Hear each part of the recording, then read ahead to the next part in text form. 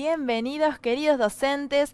Ya estamos conectados y comenzando este nuevo evento, este nuevo encuentro aquí desde Editorial Haces. La propuesta de hoy fue pensada especialmente para ustedes, los docentes de inglés que dictan clases en el nivel secundario. Vamos a trabajar un tema muy importante, que es cómo motivar a mis alumnos y lograr participación en clase. Así que para compartir sus estrategias y también para contarnos toda su experiencia, va a estar con nosotros la magíster Cecilia Bonavetti. Les voy a contar un poquito sobre ella. La profesora Cecilia Bonavetti a través de los años ha enseñado inglés a los más pequeños, también a adolescentes y a adultos. Ella estudió profesorado de inglés en la Universidad Adventista del Plata y también hizo una maestría en enseñanza de inglés como lengua extranjera en la Universidad de Jaén, España.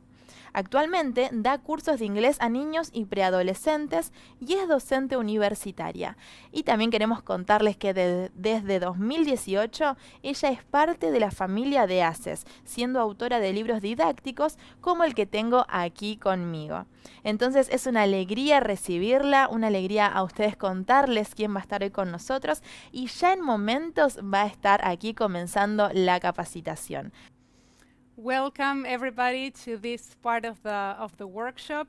Maria has already greeted you.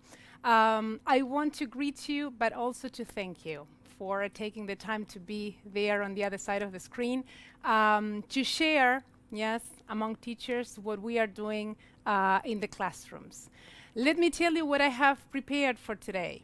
It's a workshop, but it has the format of a workshop, even though we will not have the normal interaction we have in face-to-face events. But there will be instances where you will be asked to interact, to give ideas, to bring to this event your own experiences in the classroom, all right? So be ready, be prepared, okay? So we are going to begin by taking a quick look at the title of this presentation. If you were my students, I would start eliciting, yes, ideas from you. My question would be, what are the key words? What are the key elements in this title? Yes, and I'm sure if you had the chance, you would say probably reactivating, yes, reactivation, participation, and probably you would also highlight this idea of throughout. All right, so these three words are the core components of this talk. All right, so a quick note on especially the first word, which is reactivating. I was having doubts on the word choice. My alternatives were activating or reactivating. Yes, because I'm sure that most of you have classes where students actively participate in them. However, we are coming to the classrooms after a 2-year period.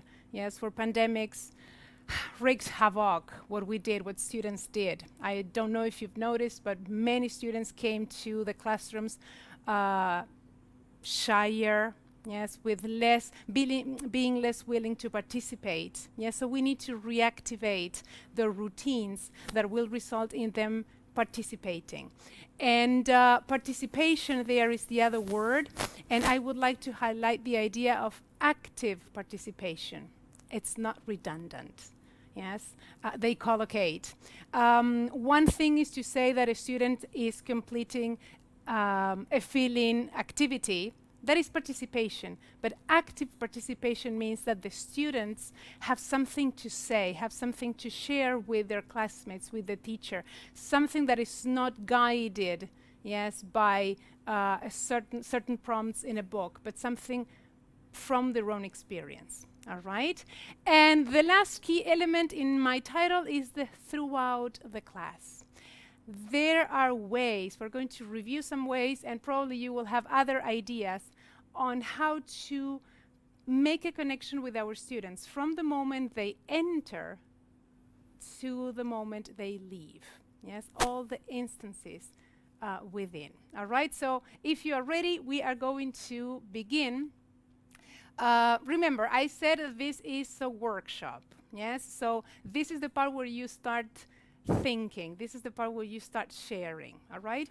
And I have a question for you.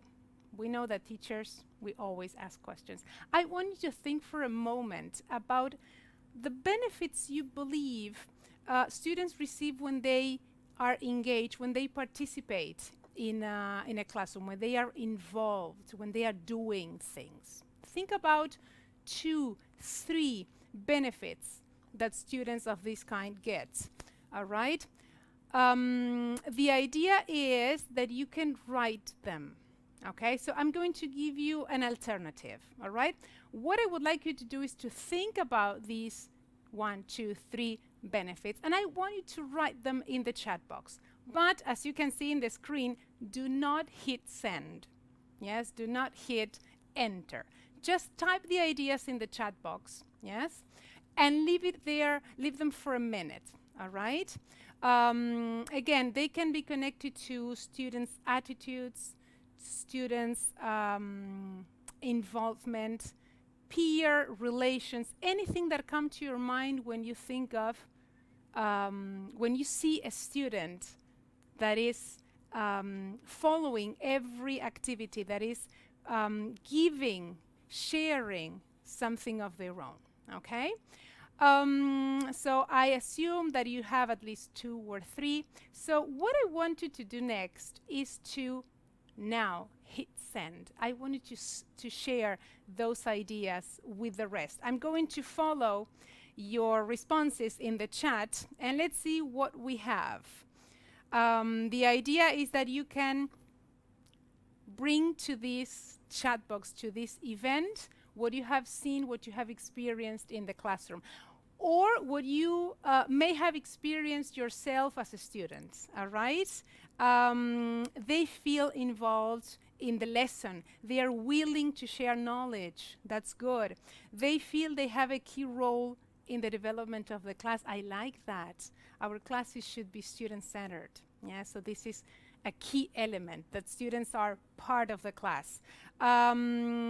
Students have a sense of discovery, of new ideas and enjoyment. Yes, discovery, another very important term. Yes, it's not always the teacher who needs to bring things. Students have a lot to say. Students have a lot to share. Yes. Ownership in learning. I like that. Yes, we're going to get to this idea of students making language their own. Students assessing themselves through participation and seeing how much they need to move forward, what things need to be reviewed. They feel good. They feel happy. All right? That's very, very good. They are great ideas. And think about how you feel when you see your students taking advantage of whatever they have to share with the rest. So, we are getting a sense of this idea of participation, all right? There's one more thing that I want you to do, okay? What I would like you to do, you are seeing a QR code.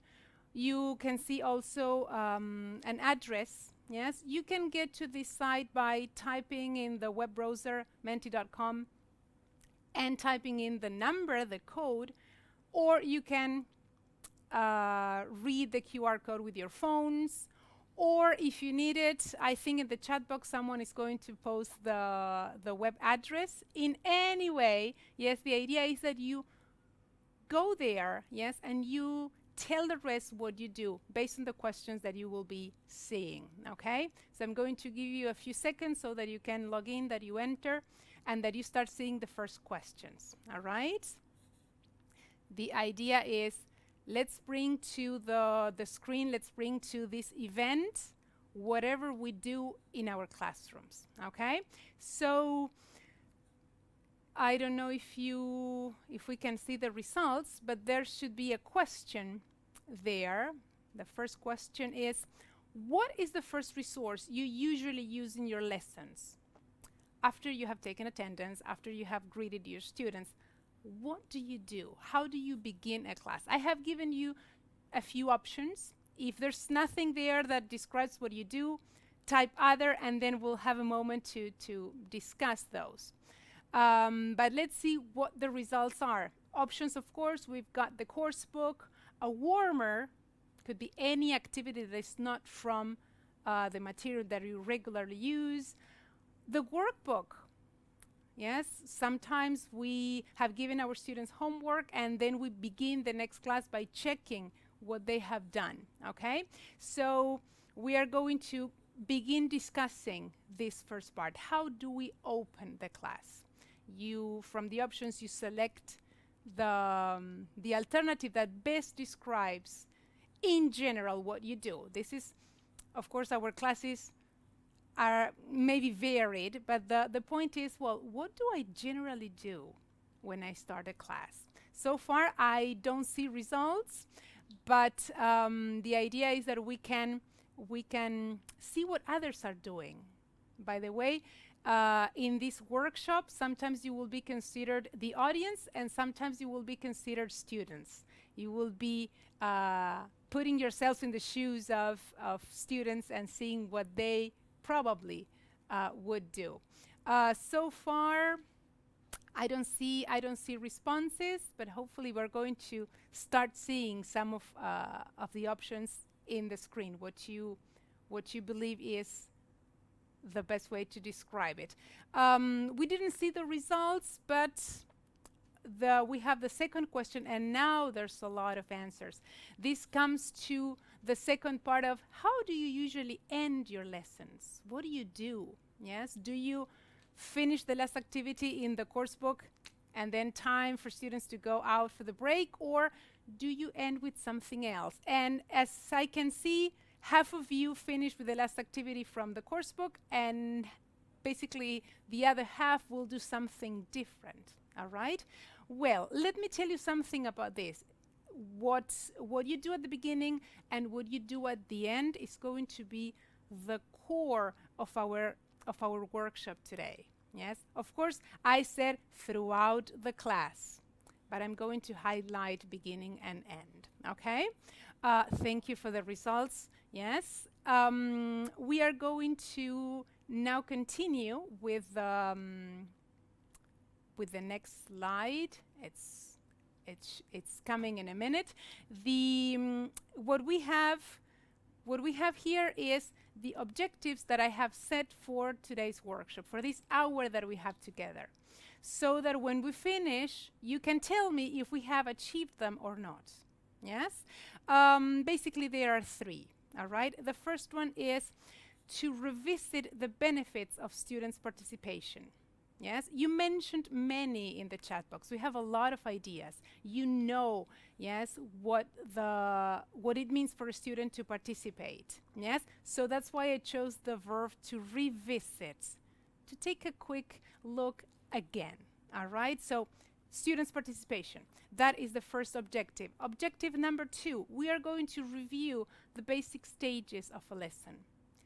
You know what the stages are. Yes, that's why it's a review. Yes, but we're going to, as I said earlier, we're going to focus on from the 4 stages on the beginning and the end. Okay? And then the idea is that we can also share ideas on how to reactivate the students' participation throughout the class. Again, thinking about our students after a 2-year period where they interacted with the screen. They have lost, they have forgotten how to do things. They have forgotten how to raise their hand and participate without any kind of filter that they put upon themselves. All right, so remember these because these objectives will come again at the end. We want to revisit the importance of students' participation. We want to review the stages of a lesson, and we want to share tips, tricks to make our classes more interesting and to make our classes a facilitator for these things to happen. Okay? So, based on what you answered in the chat, I sense that you know what we are talking about. However, I have chosen a few of what I believe are the salient characteristics and direct results we see from students' participation. The first of which is interest. When we make our students participate, when we give them the space, as some of you said, when we give them the space for them to participate, and when they feel secure, Yes, they know that whatever they say will be taken as a stepping stone for something else. Yes, they have this motivation, yes, to be part of the class, to have an active role. Apart from that, you will have other voices to be heard in the classroom. Yes, a class where they only hear their teacher is a boring class. Yes, you need to allow students interaction to, let the students' voices be heard. Apart from that, they like to listen to each other. I don't know if you've noticed, when you're talking, probably they are like that. And when some classmates start talking, what do? Because it's someone else speaking. So it adds interest. It's the first one. Apart from that, it engages students. Again, remember that the idea of participation in this sense is not participating in the sense of writing a note based on activity number 3. This is something that I share that is different from what my classmate is going to share, that is different from, yes, it's the personal experience, all right? Then it provides it provides the teacher with feedback and also the students. Teacher, we see the responses and we get a sense of what they lack, what they know, where they want to go. And for students as well, it's the peer assessment. Yes, is the, oh, I listened to my classmates saying that, I didn't know about it, I had not thought about it.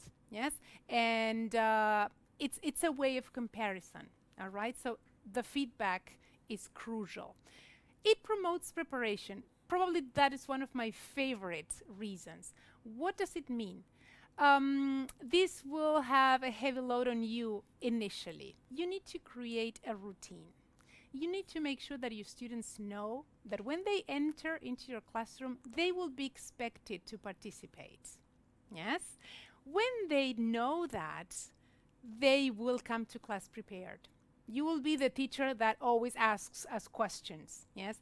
And for this to really work, you need to make sure that you allow everyone to participate. We always have in the classroom those 2-3 students who are always like that, willing to participate. You need to control that. It's good that they have this energy, but you need to let others, yes, to participate as well. We are going to talk about this in a minute, but the 3-second rule, do not allow anyone to shout out the answer. Yes, you need to decide who's going to do it, when they are going to do it. Similar to what we did in the chat a few minutes ago. Remember when I told you, think about the idea. If you want to write it in the chat, do it, but don't hit send. Why not? If you're thinking about the benefits and someone starts sharing their own thoughts, what do? You stop thinking because you get distracted or because you say, well, someone else has answered. What's the point in me? Yes, thinking even more. So it promotes preparation, but you need to establish a routine. Make it part of your class, that participation is part and parcel of what you do. Yes, they will come prepared. And the last one, of course, it gives more opportunity for practice to develop the oral skills. Okay, so these are the things we need to bear in mind when we think of what do I want my students to get from my class? To be interested, to be engaged, to compare and see what they are doing, yes, in terms of what others are doing. Okay, so remember that in the title, participation was one of the key elements. All right.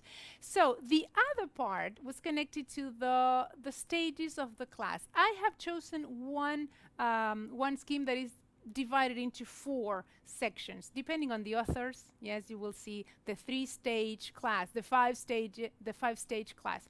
I have chosen this one, especially because we have all the different components clearly divided. Okay, I'm going to show you what the 4 stages are, and I will briefly go over them so that we then get to the part of really seeing this in action. We've got the warm-up. We know we open with something that will engage students, that will help them connect knowledge, previous knowledge. We've got the presentation where we teach the target language. we have the study and practice, and we've got the closure. I like to imagine this four-stage lesson as a sandwich.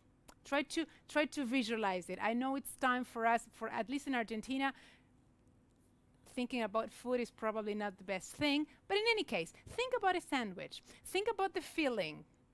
Think about, I don't know, a slice of tomato, the cheese, the lettuce, eggs, the pickles. Yes, all the juicy, the meaty part, yes, is there.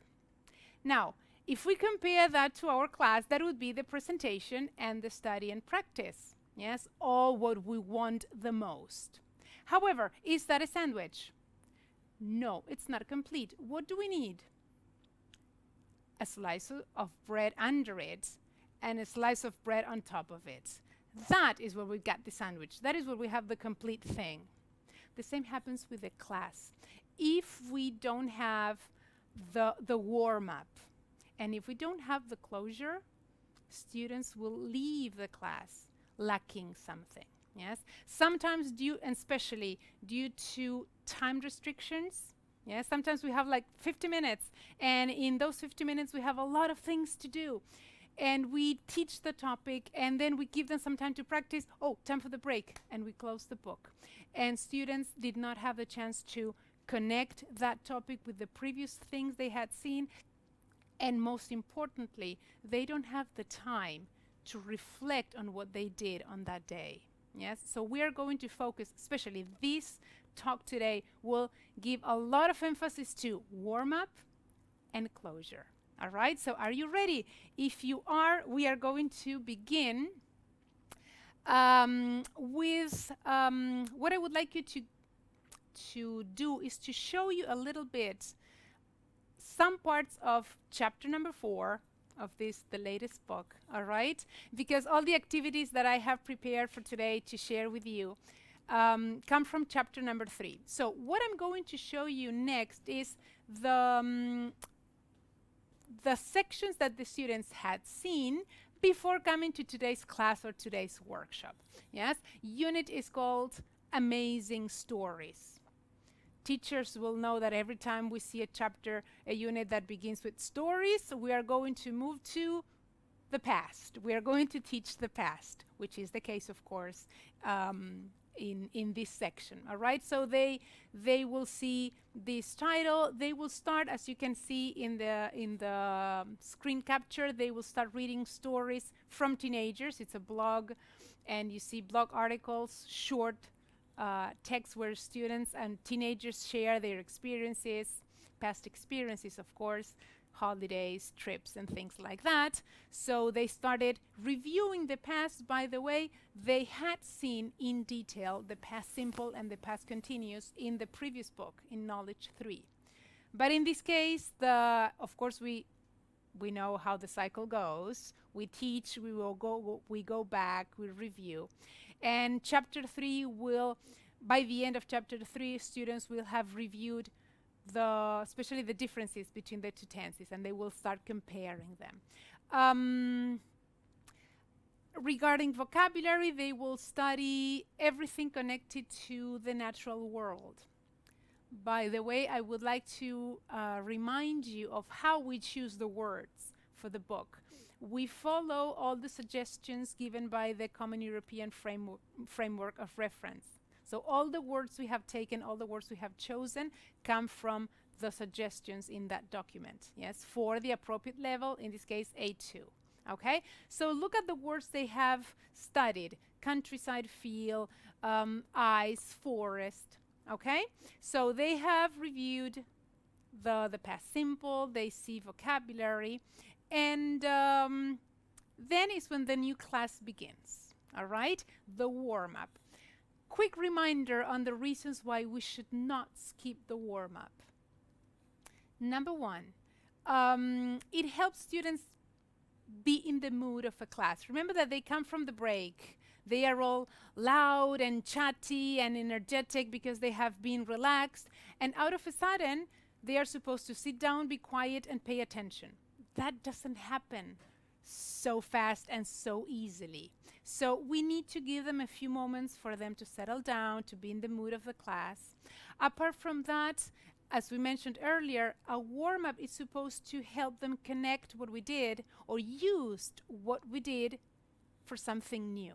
All right? So basically there are 2 or 3 reasons. Yes? And of course it's student-centered. Remember what we said at the beginning. The warm-up should be something that will give them the opportunity to produce language, to say something that they want to say, not what the book suggests, not what the book or what the teacher says. All right, so it should be student-centered. We're going to see a lot of examples in a minute. It activates previous knowledge and it helps them to realize that the break is over and it's time to begin working. Okay,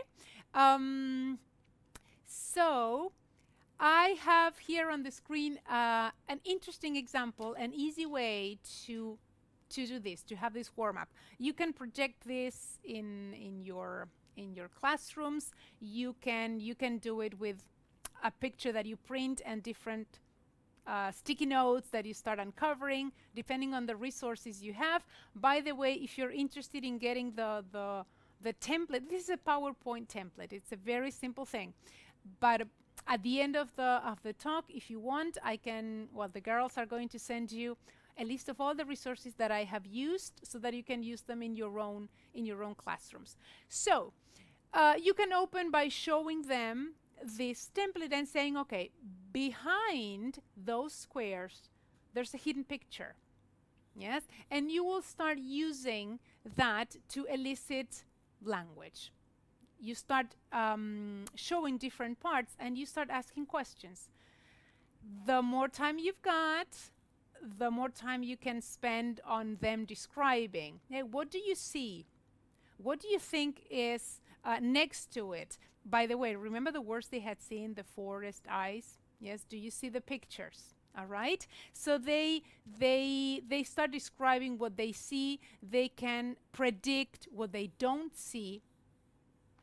Ideas are limitless. It depends on again, the time you want to spend on this. So you start showing the different pictures until the picture is completely shown and students predict if they have gotten the place correct. In this case, this is for Argentina.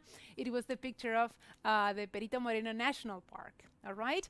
Once you show the picture, you can start asking a lot of other questions. You exploit the visuals. Did any of you go there? What was your experience? Remember that this unit was about the past. So you ask questions or you put them in pairs to talk about the place or if they would like to visit it one day. All right? But again, with this activity, they got the idea of, well, there's a place, there's some people on holidays. They reactivated the language, ice, forest. Yes? So with this, they started thinking about your class. They started thinking about English. That was the whole purpose. And they are active. They know that it's time to begin working. Okay? So let me share with you some other ideas. You can have picture dictations. Yes, you have a picture or you choose a picture. Yes, you can project it to half of the students. Yes, you can put them in pairs. One of them remain in their seats. The others, yes, look at the back of the classroom. One of them describes a picture, and the other has to draw it, and then they compare. Or Pictionary, yes, they use language, yes, and they have fun. When you see the pictures they have drawn, you say, well, listening and speaking skills were put to the test. All right, but it's fun. You can do it in pairs. You can do it as a class. Puzzles or riddles, yes, they take 1 minute, yes, but they start thinking. For example, I gave you the examples of where am I, what am I. Let me share with you a couple. You can say, I am the son of water, but when I return to water, I die. I don't have the chat right now, and probably we don't have a lot of time, but probably you got it. I am the son of water, but when I return to water, I die. Who am I? Ice. Ice was one of the words they studied, all right? Or I have oceans without water. I have forests without wood. I have deserts without sand. I have roads without people. What am I? It's a map. All right, simple questions. Yes, you can write them on the board. Yes, and they will start coming up. They will start to come up with ideas. Yes, and again, this is language use. All right, as a follow-up, you can try giving them a word for them to create the riddle. For example, after you have given them one or two, you say, okay, now we are going to create a riddle for the word ocean. Yes, unfortunately today I think we don't have the time for that. My plan was to start eliciting from you different lines to produce a riddle for the word ocean. But you get the sense, you get the idea. Yes, you can take 1 minute or two. Yes, but they started working on vocabulary and they started using the language. Okay, other ideas, brainstorming. This is something very quick. You can do it by eliciting words from them and writing them on the board. Very simple, but very effective, because each of them will bring different words. So the others will definitely learn new vocabulary. For example, unit number 3, amazing stories, trips, holidays. Think about 2 words that describe a fond memory. Yes, and every time they give you a word, you write them on the board. Yes, by the end of the activity, you will probably have 20 words there. Yes, and it's again language exposure. Yes, it doesn't take a lot of time, but it helps your students focus and get in the mood. All right, tongue twisters, classic. And the last one, it's called 30 Seconds Go. Students of all ages really enjoy this game. All right, you give them a topic. By the way, you can play in pairs. Yes, you can play individually, I mean with the whole class, or you can play in teams. I have tried this, and students, even 16, 17-year-old students, will like the idea of being in a team, being given 30 seconds to go to the front, to write a word, return, give the marker to the next student, and produce language. Yeah, so for example, you can say to a team, okay, you've got 30 seconds to write words or verbs connected to activities you do outdoors. And then for the other team, you say, okay, you have 30 seconds to write words or verbs that are connected to activities you do indoors. And they start running, going back and forth. 30 seconds plus explanation, 1.5 minutes. And you got them engaged in the class. All right, so these are just ideas. But again, the point here, and I want to highlight this, do not skip the warm-up. Do not begin with, okay, let's open the book on page 3. Yes, give them the time to settle down and to start connecting, making connections. All right, so that is basically the part of warm-up. Well, this is the activity, the picture description that we are not going to do due to time restrictions. All right, let's focus now on the lesson objectives. If you remember, when we started the workshop, we had the workshop objectives. Do you remember them? The revisit, the review, the share. I did it with the whole purpose in mind. We need to see how we do at the end. Well, it's very important that you do this in your classes. Again, this is something you should establish as a routine. Yes, it works wonders with students. Take your time to think of the objectives you have for the lesson and write them on the board. Show it to your students. Yes, if they know that by the end of the period they are supposed to have seen, to have reviewed, to have learned a certain thing, they will be able to know, they will be able to tell you if they have achieved those objectives or not. This is connected to visible thinking or visible learning. I don't know if you have heard this term, but it's this new trend of making our students visualize their learning somehow. Setting objectives is one. I always write the objectives on the board, and that's the thing that is not erased. Yes, everything else, yes, is erased as we move forward in the lesson, but the objectives remain. Yes, and as you teach, yes, when you, for example, when you present, you say, okay, we are focusing on objective number 1, or this is objective number 2. So, amazing stories, chapter number 3, they have seen the past simple, and now in the class, they are going to learn to describe actions in progress in the past. So they are going to see, of course, the past continuous. Second objective, I suggest write 1, 2, 3 tops. Don't write any more. Yes, make it very concrete. Yes, make learning concrete. Objective number 2, describe what we were doing at some point in the past. You teachers will know that the first one implies a little bit of grammar. Yes, learn to describe. There's a function, but the grammar will come. They will have to deduce it. And then the part of describe what we were doing is, okay, now I make it personal. I remember one of you in the chat said, ownership, language ownership or learning ownership. That's exactly what this means. Yes, so the idea is the objectives, if you set objectives and if you share these objectives with your students, they will have something to decide where they are standing. Okay, so these are the 2 objectives.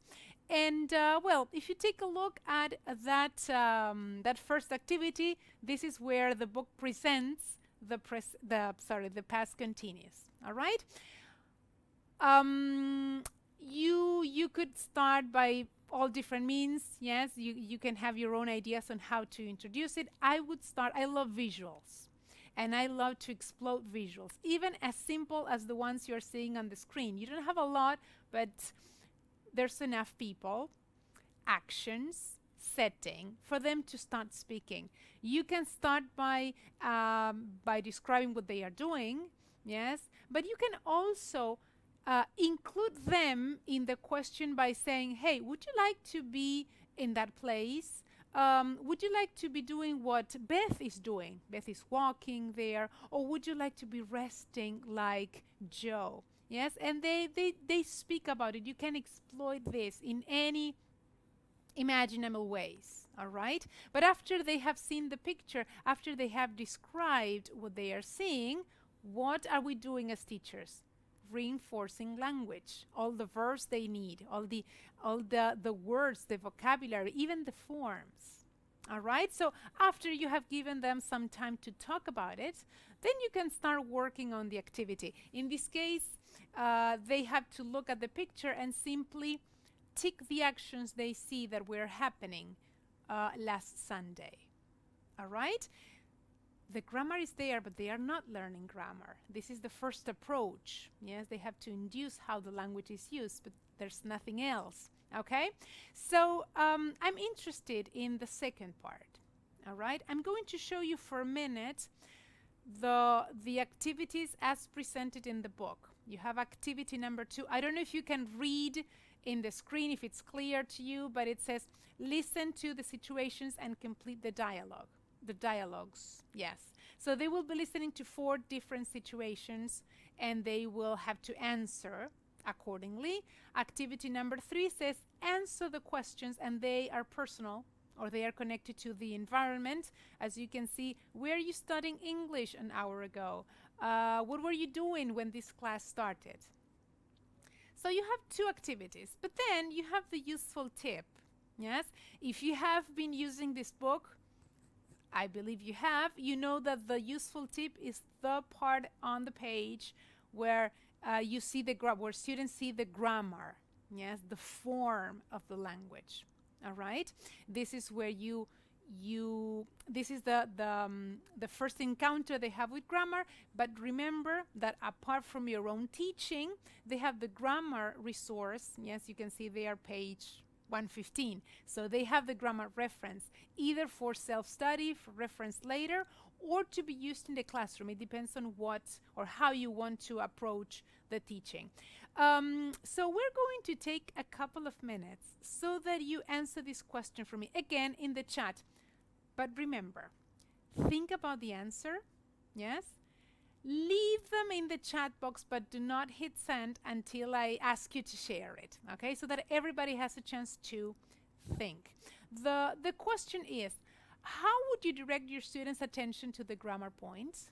Imagine that you have done activity number 1 with them. They have described the picture, they have done the activity, you have checked it.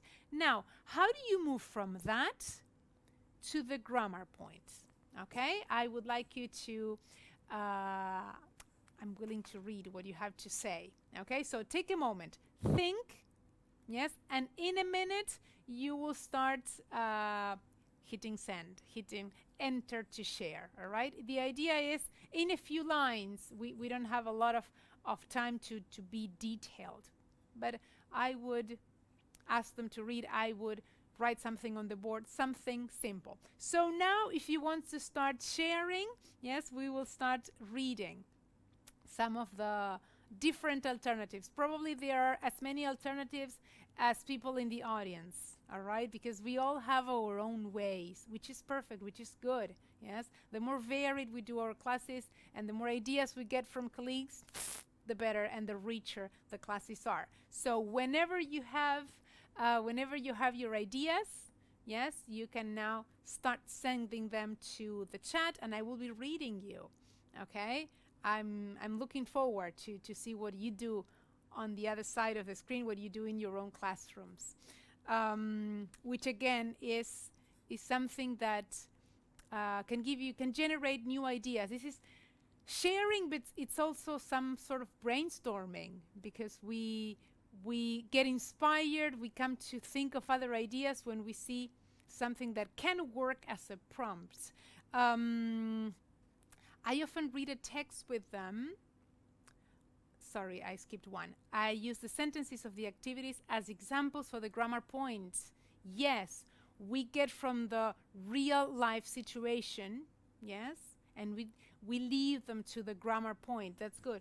To remember how to write the present continuous, or let them look at the grammar reference of the book and share what they have understood. Again, it's very useful when they make connections. Yes, I know the present continuous. This is the same thing. Yes, so again, making deductions, that's a very good idea. Reading a text, yes, it's connected to using the sentences from the story or from the previous exercise. I tell students we are going to deal a little bit of theory. All right, we need to say, okay, there's a time in the class when grammar has to be dealt with. Yes, we know that students are not fan of grammar. This book tries to teach it, or to teach grammar inductively, yes, to take it from the context, all right? By inferences, definitely. Thank you, Brenda. Thank you, Ruben. Cynthia Queiro, ex-alumna. All right, drawing a timeline. I love timelines. Yes, drawing a timeline, comparing present continuous and past continuous. Do you see? Each of you would do something different, and all of them are great ideas and valid ideas, yes? The more you establish or the more you help them create connections, the better. All right? Let's go back to this idea of making students own their own learning, okay? So thank you for sharing. Yes, we're going to take a time for a break. What you see there, it's not connected to the presentation. Yes, you see a brain relaxing. I don't know if you are aware of this, or if you're acquainted, with the term brain break. Yes, it's very self-explaining. It's a break from our brains. This is something that I usually do in my classes because we know that our attention span is not long. Not in adults and not in teenagers. You know that on average, yes, an adult, a teenager, an adult can be fully concentrated for about 20-25 minutes, which is more or less the time we've been in this talk. What happens after that? What happens to our students after that? They disconnect naturally. Yes, I'm sure that some of you may have already disconnected for a few moments. Our brain needs that. You know that students come to the class, they are engaged 20 minutes, and what happens to their engagement and concentration? after 20 minutes, it will naturally go down. All right? So ideally, before the cycle starts to decrease, you do something that is not connected to the class whatsoever. The brain needs to stop thinking, to stop processing. All right, so I usually do things that involve movement. Students really love movement, something that they believe, by the way, they believe that by doing brain breaks, they are wasting their teacher's time and there will be less things to be included in the exam.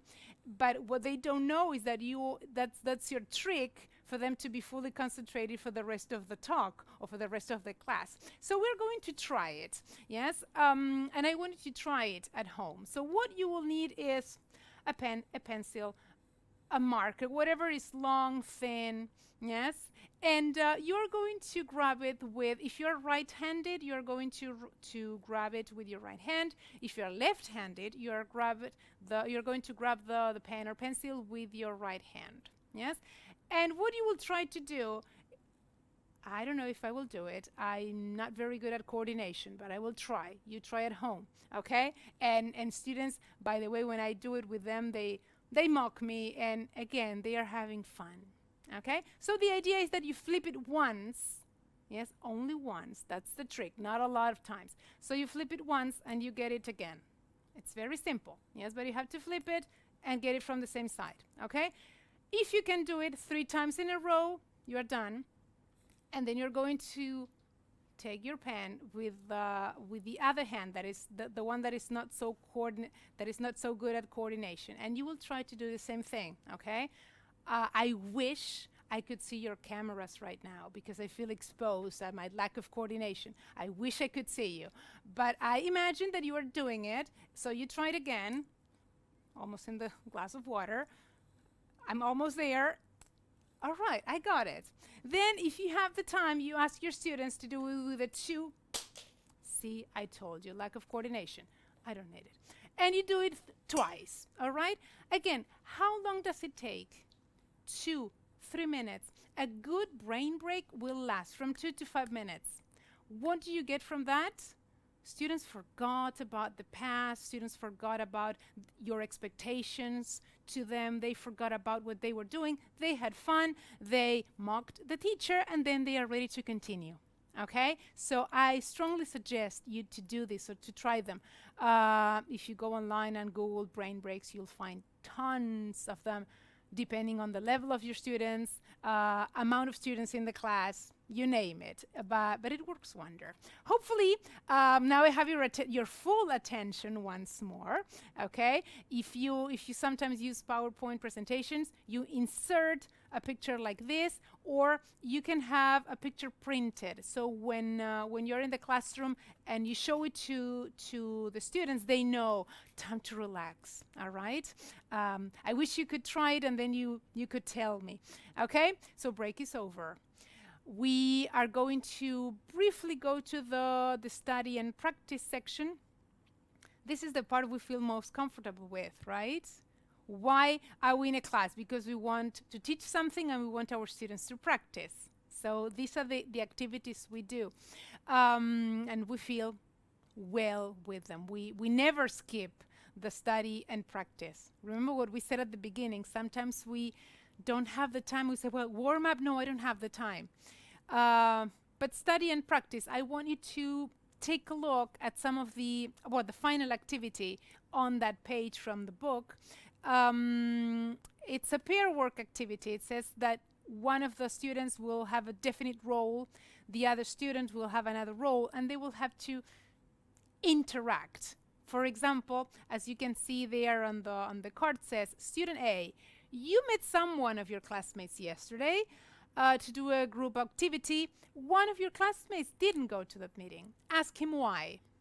Past simple, all right? The other student, role B, you didn't meet your classmates yesterday to do a group activity. Apologize to your friend and explain why you didn't go. Oh, I was walking the dog. I don't know. They will start sharing, yes? And again, the answers, especially for student B, then they can swap roles. It's their own imagination, their own learning, their own imagination, their own knowledge, okay? By the way, I would like to highlight that all the activities in the book, in each page, yes, follow a sequence from the simplest to the most difficult. But that doesn't mean that you can insert other things in between. Yes, you know your students better than anyone. So you might say, okay, after activity 3, I think they still need some sort of reinforcement, and then we'll go to the last part, the freer practice. All right, you will get the sense of that. Yes, but in any case, yes, you can, as long as you follow the order presented, you can even skip one activity if you think that time is running out. Yes, and you say, okay, option 1, I do the 4 activities, no closure. Option B, I do 3 activities plus the closure. Go to option B. No doubts about it. Okay? Yes, trust me, you will see the results. So moving on to the study and practice, I would like to highlight and to show you what the book has to offer. Yes, of course, if you have used it already, you know that the first part is the student's book. At the end, you have the workbook. For every single lesson that you deal with in class, there's another page for the workbook. I strongly suggest that you give each and every of these pages to your students. You teach a topic in class, they see it in class, they practice, they see it again and review it when they do the activities for homework. And then a third time when you check, yes, if you can dedicate like 5 minutes to check the activities with them in class, reviewing concepts, yes, exposure, yes, it's multiplied many times. Yes, so the workbook is essential. Then you have the cultural files. I would like to briefly go over the files that we have for this lesson. Remember, amazing stories, the past, the natural world. For example, you have in the cultural knowledge, you have a text and activities on John Muir, who was the person who was the father of national parks. So they are going to read about the history, the creation of national parks, all vocabulary connected to that, and of course John Muir's story. Again, we're going back to the same idea of giving them texts and language in the past. And then, for example, so that you have an idea, for the connected language with other subjects, yes, CLIL, for those who are acquainted with the term, yes, we have a whole activity or a whole set of activities connected to literature. In this case, they are going to review the story of The Prince and the Pauper by Mark Twain. So you have a lot of resources, yes, apart from the ones we have online. Yes, we have worksheets. Yes, for every unit you will have worksheets, yes, that you can download and print for your students, yes, so that you have extra practice, so that they can better prepare for the tests. And also you have, I'm going to show you there on the screen, you see all the site for education for the book. You see the example of the worksheet. You have one worksheet per chapter, and then, well, you have a bigger capture of the beginning of the worksheet with vocabulary. And then you have videos. In this case, you have videos. The ones there are connected to chapter 8. You have games. Especially games are for students to play at home, yes, to reinforce, yes, the structures that they have seen. So I strongly suggest you take a look at all the available material that we have online. All the audios for all the students' book, you can listen to them online, you can download them to play in class. So take a look. When you have the time, yes, take a look and see what we have prepared. So, final stage. Yes, we get to the closure. Yes? And this is where I would like to highlight the idea of, remember the slice of bread in our sandwich? If we've got bread, all the tasty things, and no slice to cover it, we don't have a sandwich. The same happens with a class. If we don't have closure, students will leave the class with a sense of, what did I do today? I don't know, by the way, if you have ever asked any teenager or any student a question like this: what did you learn today in class? And they go like, I don't know. We filled in activities, we filled in texts. No, what did you learn? And they don't know. And it's not that they haven't practiced, it's not that they haven't completed activities, but they didn't have the chance to make it concrete. All right? And this is where the objectives come again and take a crucial role. Okay? Importance of closure. Of course, we're going to see it in a minute how to do it, but let's see the value of this. It reviews the key points of the lesson. Yes, closure can take from 1 minute to 10. It depends on how much time you've got. Yes, if you have 1 minute, you will do one of the activities that I'm going to show you. If you have 10, you will do others. But the idea is go back, summarize it.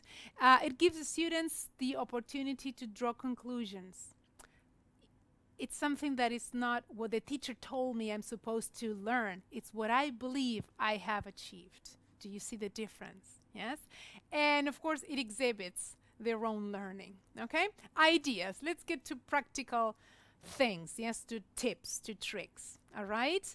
If you have 10 minutes, for example, you can play Jeopardy-like games. They love these games, especially because there's competition. You divide the class into 2-3 groups, yes, and you play like the TV show. Yes, they have the chance to choose a category. You see the screen capture is very small, but it's basically a PowerPoint template. You can create your own Jeopardy games. It's as simple as filling out spaces in a PowerPoint template, which again you will receive at the end of the presentation. All right, Jeopardy-like games really are great ways of reviewing, yes, and seeing how much they can answer about what they did in the class. All right, songs. I'm not saying that the title says DJ summary. I'm not saying listen to songs. Yes, we can use songs and we know the value of using songs in the class, but for different purposes. Make them write songs. What I'm going to show you in a minute is a short video of students who had finished studying the differences between the present simple and the present continuous. So what did I do? I told them, okay, write a summary of the uses, why do we use these tenses, in the form of a poem, and they choose a song that everybody knows and give the music to it. And I said, okay, if you sing it in front of the class, you get extra points. All right? So I'm going to show you what they did. You will not be able to make out all the lyrics. The video is what I did in the classroom a couple of years ago. It's not new and the quality might not be the best. But see how they managed to say present simple for habits and routine, present continuous for actions now. Yes? I'm going to show you probably a short excerpt.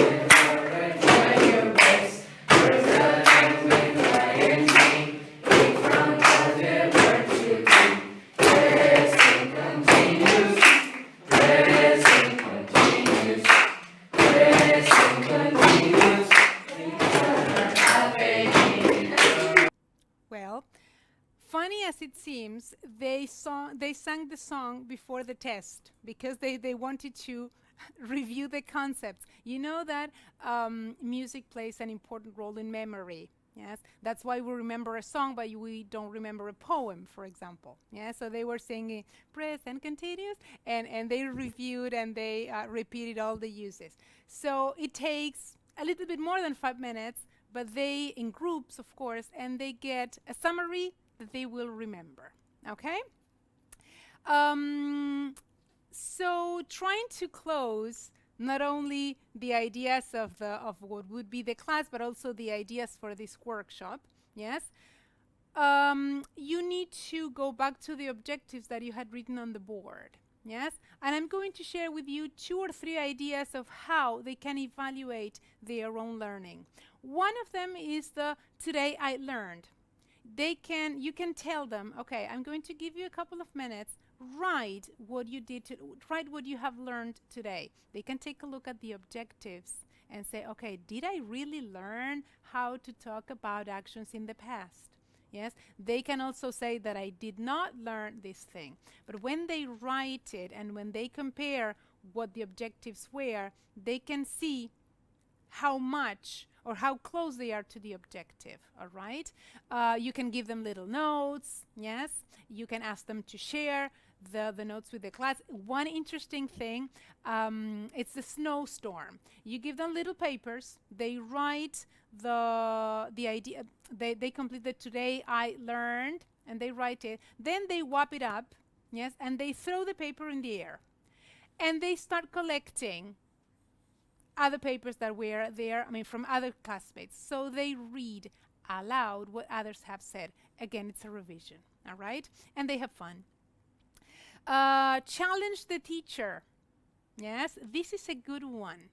You can say, okay, this is the time you ask me questions about today's class. Things that you have not understood, things you want to see again. We have 2 minutes. You can ask me anything about today's class. They love it. Why? Because they are always with this idea of probably the teacher will not know the answer. It has happened to me that sometimes I say, well, I'm not sure about that. And they like it. Yes.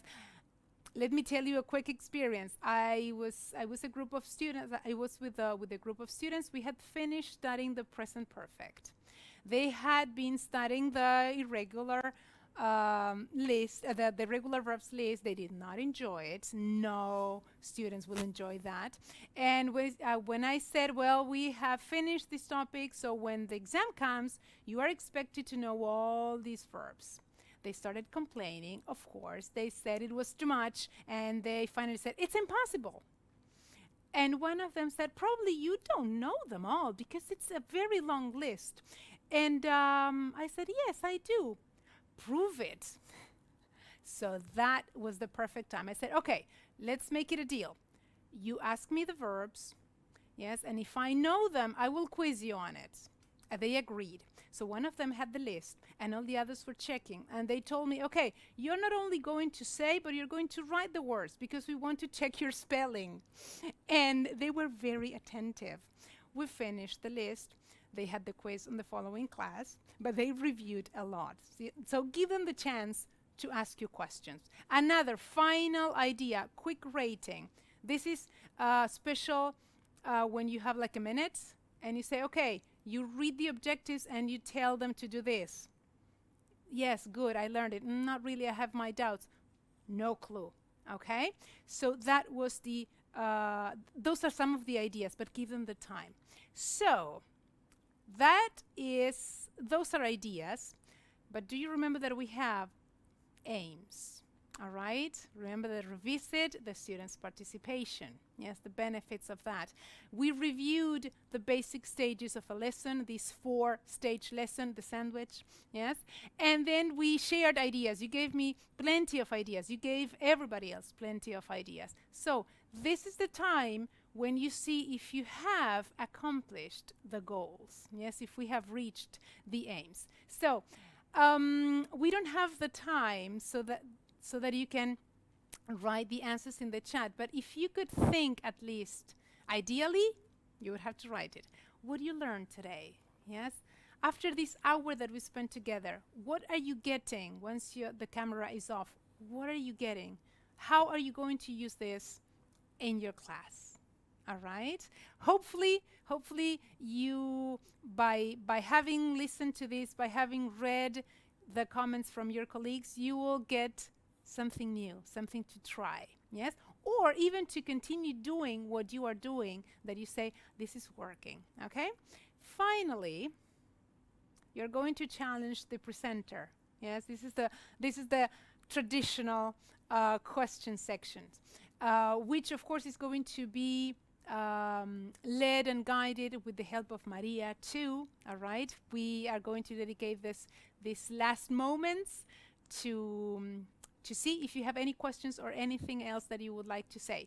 So from my part, I thank you very much to be there on the other side, yes, sharing with me. Thank you. Bien, muchas gracias, profe. La verdad que estuvimos ahí detrás de cámaras, estuvimos escuchando atentamente. Todos los docentes que estuvieron participando sí estuvieron dialogando con usted, estuvieron ahí presentes, hubo interacción y ahora es momento de responder a aquellas consultas que quizás esos docentes quieren hacerle a la profe. Así que si le parece, profe, vamos a darle unos segunditos, que puedan consultar algo sobre el libro también, ¿por qué no? Y sobre la temática tan importante que estuvieron trabajando hoy durante este evento. Están llegando preguntas, si no me equivoco, profe. ¿Qué sugerencia me pueden dar para desbloquear al alumno que se bloquea para el inglés? Pregunta la docente Bianca. Lo primero es crear un ambiente de clase donde el error es parte del proceso de aprendizaje. Muchas veces los chicos, este famoso bloqueo que tienen, viene de experiencias previas donde el error fue marcado, donde por ahí faltaba un poco de respeto de sus compañeros, donde por ahí hubo burlas, esas risitas por ahí de fondo. En ese entorno ningún aprendizaje puede ser efectivo, porque naturalmente a todos nos da vergüenza que cometamos un error y se nos rían, o que nos lo marquen como algo. La clave siempre está en ¿para qué estamos acá? Porque necesitamos aprender, de todas maneras, de lo contrario no estaríamos. Entonces fomentar esto de largamos, intentamos, si sale genial, y si no, para eso estamos los docentes y hasta los mismos compañeros para decir, bueno, no, mira, es por este lado.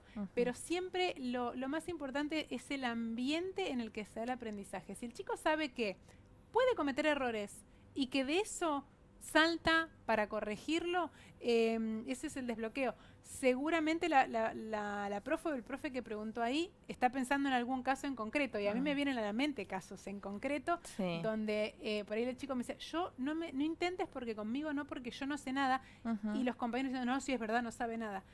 Y digo, no, y cuando uno empieza a hablar, por ahí el trabajo individual primero, de darle esa confianza al chico de que si estás acá, estás en el secundario, estás en cuarto año, podés, está planteado para eso. Y de a poquito se logra, pero tiene que haber confianza y asegurarle al chico que puede y que está bueno probar, y el prueba y error. Creo que ese sería el consejo más práctico y el que por ahí vemos los efectos, los resultados. Bien, profe, nos respondió 2 preguntas, porque había otro docente, Rubén, que decía qué hacer con los estudiantes que no quieren participar, así que justamente ahí ya pudo. Sí, en realidad siempre tenemos de esos, y a veces es contagioso, porque depende cómo reaccionamos con el primero o el segundo que nos dice yo para inglés no sirvo. ¿Cuántas veces lo habremos escuchado? Claro, no, cambié el inglés, no. Como decimos los del área más lingüística, a mí matemática, números no. Los números no. Y por ahí tenemos las capacidades, pero no tenemos las ganas de. Y depende cómo nuestro acercamiento a esos primeros va a ser el efecto contagio o el efecto dominó. Y vuelvo a lo mismo. No hay chico que no pueda. Si está en un cuarto año de secundario es porque tiene todas las capacidades cognitivas para poder trabajar con esto. Muchas veces comparan con experiencias anteriores, con un montón de factores. Pero mi respuesta inmediata siempre era, si estás acá es porque podés. Entonces, y la otra es no permitirle las excusas por ahí. Claro. Lo que siempre también está bueno remarcar es que no todos necesariamente tienen que ir al mismo ritmo. No todos aprendemos de la misma manera, no todos nos lleva el mismo tiempo. Entonces, también aclarar que, bueno, a un compañero tuyo le llevó una clase, genial. A vos te lleva 3, está perfecto. Lo importante es que llegues. Tenemos tiempo para desarrollar las unidades. Por eso está bueno esto del cierre que decíamos. y del comienzo, de ir evaluando qué es lo que traen, qué es lo que no, ahí ya podemos tener mucha idea de a quién está costando más, quién no. Y en nuestras caminatitas, cuando los chicos están trabajando, es ir mirando. No nos quedemos nunca en el escritorio. Vayamos, y cuando lo vemos que está frenado, ¿dónde te quedaste? ¿Qué te puedo hacer? ¿Qué te puedo decir que te pueda ayudar a avanzar? El acompañamiento en el aula. A veces tenemos 40, no importa. Mientras ellos trabajan, nosotros tenemos que hacer esta recorrida. Y ahí en la charlita individual se genera confianza también. Se genera confianza. Y tenemos que prohibirles casi, decir, la excusa no. Claro. Primero probá. Bien. Y después prueban y se dan cuenta que pueden. Bien. Entonces, ahí es donde, y ellos mismos después se enganchan. El festejo, esa alegría, yo creo que salió. Es hermoso. Profe, están llegando mensajes muy lindos, se los quiero compartir. Me parecieron muy buenas las ideas, el repaso de la clase y el material que brinda el libro es muy bueno, me gustó mucho, nos dice Cintia Queiro, creo que hoy la había nombrado. No, exalumna compañera, estuvimos juntas en la ya no me acuerdo si fue exalumna o... Bueno, pero anduvimos ahí cerca. Bien. Sí. Cariño enorme. Perdón, sí. Es importante crear rutinas y así participen también. Una docente cuenta su experiencia. Me parece muy interesante la participación fluida en la clase. Permite la construcción de conocimientos significativos. Y otra docente dice, yo le pongo un poco de humor con los errores para dar un ambiente más amigable, más ameno. Sí. Todo lo que hagamos, yo por eso les decía cuando se me cayó la lapicera, esos momentos en que el alumno se rió del profe, y esas risitas generó el ambiente, llevaron chiste. Todas esas cosas hacen que el chico se sienta a gusto. Lo que tenemos que lograr en los 50 minutos que tenemos por clase es que el chico diga, estuvo bueno venir.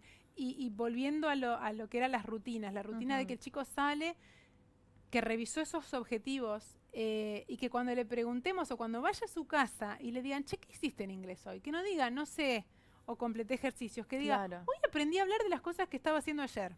Si logramos eso, si logramos que el alumno pueda hacer visible lo que trabajó en la clase, si logramos que él pueda hacer de todas esas actividades que nosotros le pusimos algo concreto y decir, sí, hoy aprendí, lo logramos. Pero si el chico se nos va y le preguntamos qué hiciste y nos dice, no sé, hicimos muchas actividades, algo nos falló. Algo nos faltó, en realidad. Sí. Una experiencia más, profe, para compartirle. El docente Jovet escribió, dice que es un placer conocerla, que estuvo muy buena la charla y también el material, por supuesto. Y está contando que él, en un colegio en donde más del 70 o el 80% de alumnos no son adventistas, les propuso leer la Biblia en inglés. Y él ahí está contando que los animó a leerla para poder, conocer las instrucciones de Dios. Les habló de libros particulares para que puedan leer como Proverbios, que por ahí, son de lectura quizás más amena que quizás otro tipo de libros. Y muchos dijeron que querían participar. Él está contando esa idea, así que quizás también para contagiar un poco al resto de los docentes y generar este tipo de ideas. Y hay muchos agradecimientos, profe. Hay muchos agradecimientos. Voy a tomar el tiempo de leerlos. Sí, vamos a guardar el chat completo, así se lo puede llevar. Nosotros también nos encanta después retomar y saber que estuvieron disfrutando de esta propuesta, así como nosotros también. Claro que sí. Profe, es momento de terminar.